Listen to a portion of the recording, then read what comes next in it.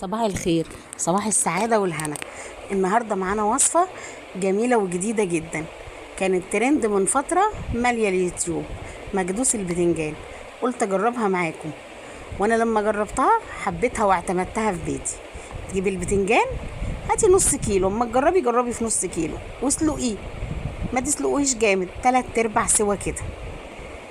في الترند بياخدوا البتنجان وبعد ما يتسلق تقسميه نصين وبيتحط في الكبه ويتفرم ناعم بس او خشن. انا ما حبيتش الوصفه دي، انا حبيت اغير. انت كل واحد بقى يجرب الترند بطريقته. المهم ان الخطوات اساسيه.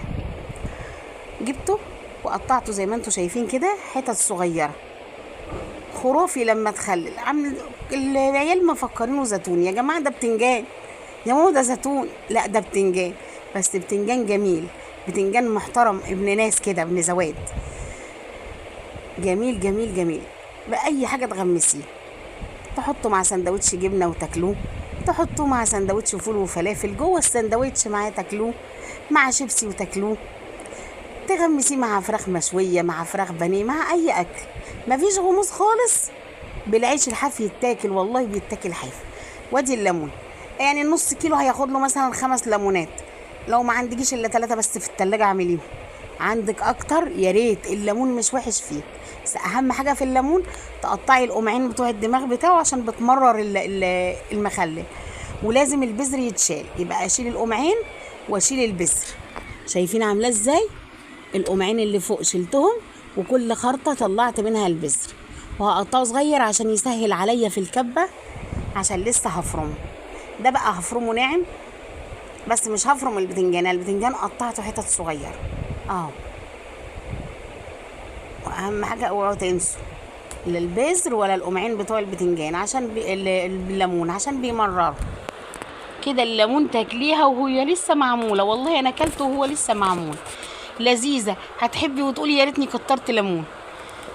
اعملي نص كيلو، جربي في 5 ليمونات. عندك اكتر 6 حطي، 7 حطي. كم قرن فلفل اخضر مع الليمون في الكبه، ولو في فلفل احمر كمان يا سلام. انا ما كانش عندي فلفل احمر، كان عندي هريسه شطه، وكمان كام فص توم كده صغننين مش كتير، حاجه بسيطه بس كده اهو. وهنفرمه ناعم خالص في الكبه. وانا بقى مقطعه البتنجان بالسكينه هحطه عليه كل الاضافات على بعض اهي. وانا عندي هريسه شطه هاضيفها عليها اهو. ادي الهريسه. لو عندك فلفل احمر قرون افرميها مع الاخضر، والملح حسب الطلب. وحطيت قرنين فلفل احمر من جنينتي عشان يبقى كمان جنينتي فيه. الملح انا حطيت معلقتين، وحطيت معلقه سكر عشان يحفظ لي المخلل، يخلولي حلو كمادة حافظه. لو هتحطي 3 معالق خل على نص كيلو، كمان 3 معالق خل. اعمل نص كيلو لان هو بيتحفظ في التلاجة، يقعد له اسبوع ولا حاجه اهو. يبقى دي الفلفل الاخضر مع الليمون مفروم في الكبه، مع الشطه الحمراء، مع فصين توم، وادي البتنجان مفروم مع معلقتين ملح. عايز تزودي ملح تقليه براحتك، معلقه سكر، 3 معالق خل. قلبتهم كلهم في بعض وفي برطمانك الجميل. ادي المكدوس جوه البرطمان، متملوش قوي عشان هنحط طبقه زيت من فوق. واو على الطعم. ان عجبتكم الوصفه والطريقه يا ريت اللايك الجميل بتاعكم، واللي ما اشتركش يشترك، وتعليقاتكم تهمني. لو في اقتراح او في اي حاجه جديده في المكدوس قولوا لنا عليها، نجرب مع بعض. كلنا بنتعلم من بعض.